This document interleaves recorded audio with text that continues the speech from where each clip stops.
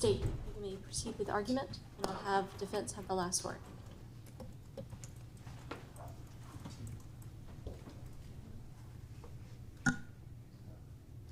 Judge, as the court's aware, in this case, the court has discretion based on the score sheet. The defendant faces permissive, not mandatory, life sentence. But while the law may not require the court to sentence this defendant to life in prison for this crime, justice does. The defendant, as Mr. Howery had indicated, is a former infantry soldier who was trained to kill, trained in hand-to-hand combat. He shot and killed Nancy Howery, a 44-year-old mother of two with no military training, who was not experienced in combat of any kind. The defendant was angry at Miss Howery. He was jealous that she was seeing other men and that their relationship was not exclusive. She was not, to quote him, following his relationship rules. He took her to a remote, isolated area of Palm Bay known as the Compound, and he came prepared. He brought his loaded Glock 17. He executed her there in that secluded location by firing one shot into her head, the bullet exiting the frontal superior portion of her skull. He then destroyed her phone and put her body in the woods. Now, based on the evidence that we have, it's unclear if Miss Howery went willingly with the defendant to the compound that day on February 15th. The defendant stated in a statement that he gave to the police that he watched Miss Howery pump gas at the BP station on Emerson. And we know that they had at least intended to meet in Palm Bay, according to Miss Howery's friend, Iana Ramos. But the location and the manner in which her vehicle was left at that Oakleaf and Platte location calls into question whether she went voluntarily with the defendant. Her car was parked askew, partway on the roadway and partway off. Her purse was left behind in the vehicle. Her driver's license, credit cards were scattered across the front seat. And her keys were never located. When the sheriff's office brought a canine unit to try to track her from her vehicle, the dog tracked to the middle of the street and then stopped, consistent with her getting in the defendant's vehicle from that point forward. Now, it's clear that this murder was perpetrated out of hatred, ill will, spite, and evil intent. Some of the evidence of that had to do with the defendant's search histories that were introduced about different kinds of murders, and specifically the compound location in Palm Bay as well. After murdering Miss Howery on February 15th, 2023, the defendant deleted Miss Howery's contact information from his phone and deleted his Snapchat. When the Palm Bay police came and spoke to the defendant on Sunday, February 19th, he lied to them, saying he had not seen or heard from Miss Howery in weeks, when in fact he had brutally murdered her 4 days prior. That's when the sheriff's office started getting the flock photos from the surveillance cameras showing the defendant's return on multiple occasions to the compound. Now, the defendant did give a statement on March 9th to the sheriff's office that the previous court had suppressed, finding that it was the defendant's Miranda rights had been violated. However, the court did deem it to be a voluntary statement, and I do have case law that indicates that this court can consider things from that statement in the sentencing. If you'd like me to put that on the record, I can.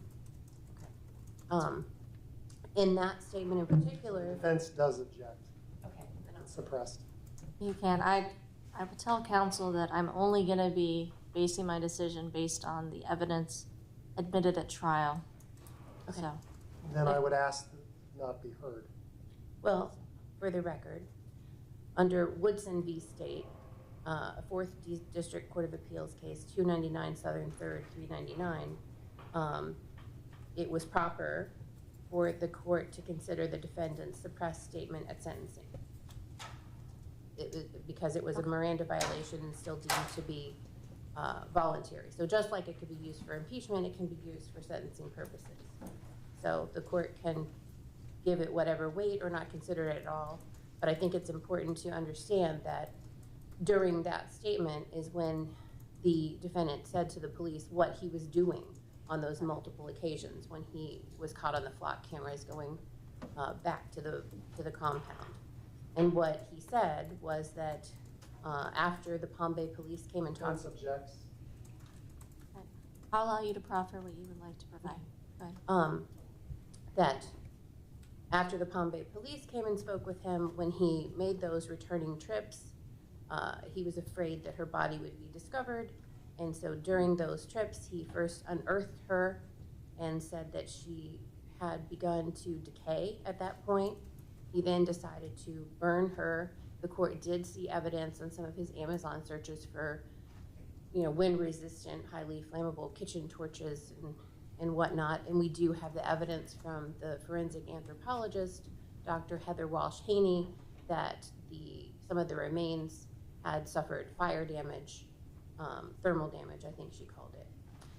The defendant in that statement also explained that after burning the body, he dismembered it and scattered those remains in various locations throughout the compound, including Morey Court, Sassville Avenue, and the Alcova location, whereas the court heard during the trial that the BCSO crime scene investigators located different remains of Ms. Howery.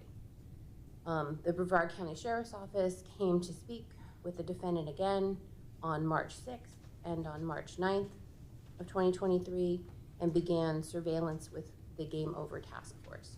On March 9th, the Star Unit helicopter as well as the Game Over unit conducted surveillance on Mr. Stearns and spent hours in the dead of the night in the woods there at the compound, surveilling him and watching him.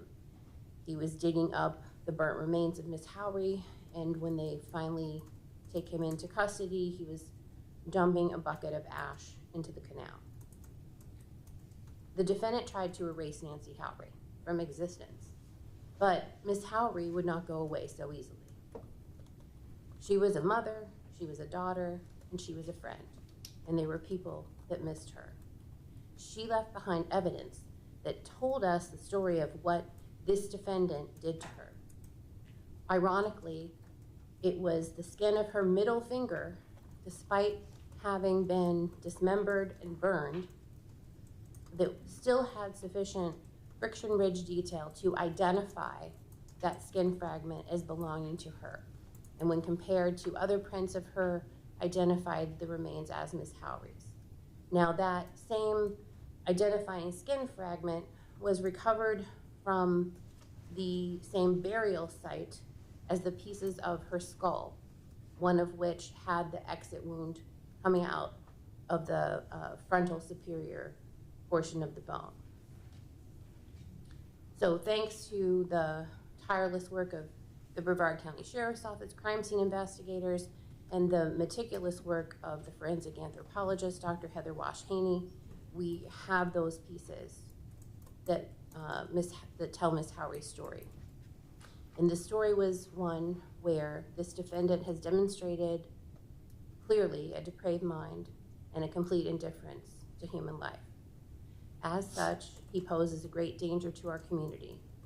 So in order to protect the community from further harm, as well as punish the defendant for the despicable crimes he committed against Ms. Howery, the state asked this court to sentence the defendant to life in prison without the possibility of parole for the second-degree murder of Nancy Howery, and to the statutory maximum sentences on the other two counts.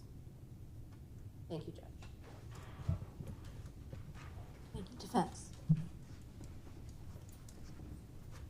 The court has discretion to sentence anywhere from about 22 and a half years up to life in prison, both because it's a punishable by life offense and because it scores over the minimum points where you could always consider a life sentence. We're asking the court to impose a term of years. Pursuant to the PSI, it says that he has no criminal history, nothing. This is an isolated incident. It's unhappy. I don't like what occurred. The jury made its ruling. but the state's argument can be made for any case. Anytime someone died, you can always assert that the life has been robbed. I recognize the impact on the family. One goal of criminal justice is retribution. It actually says that in the statute, that it's the primary purpose is retribution, and only after that rehabilitation. However, I would point out that the legislature has already decided that you do 240 points for the death on top of the points you already have, and they have still determined that a range is appropriate. So I'd ask the court to sentence him to some term of years. Thank you.